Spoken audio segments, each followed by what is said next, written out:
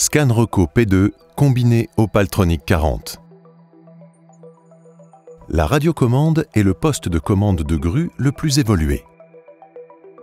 Elle permet à l'opérateur de choisir la meilleure position de travail et lui permet aussi d'élinguer la charge de manière autonome. L'émetteur contient toutes les fonctions requises pour une utilisation normale de la grue. Plusieurs options et tailles d'émetteur sont disponibles. En outre, des fonctions spéciales propres au véhicule peuvent être ajoutées. Après avoir sélectionné le mode radiocommande sur le pupitre, débloquez le bouton d'arrêt d'urgence si nécessaire et appuyez sur le bouton ON, l'émetteur démarre. Le voyant rouge indique la mise sous tension de l'émetteur. Si le voyant clignote, c'est que la batterie de l'émetteur est déchargée. Quand le système démarre, les leviers doivent tous être en position neutre. Les leviers ne doivent être manipulés qu'après le démarrage de l'émetteur.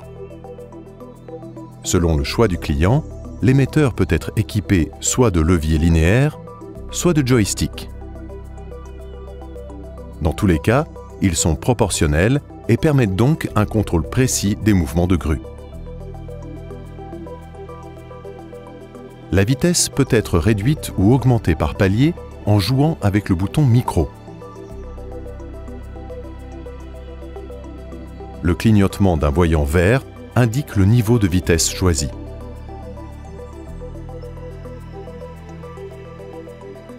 Enclencher le bouton d'arrêt d'urgence arrête immédiatement toutes les fonctions de la grue et plus aucun signal radio n'est envoyé.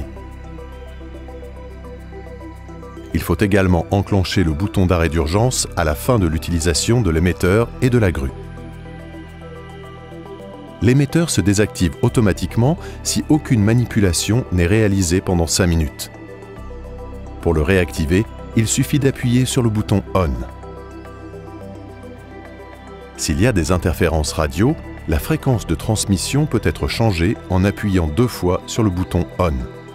Cela peut être nécessaire si un autre équipement est utilisé à proximité, par exemple sur un site de construction.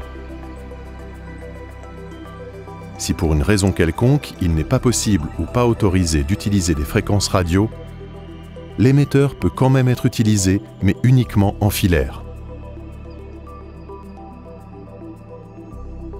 Pour un dépannage, le code affiché sur l'afficheur du récepteur radio est utile au technicien.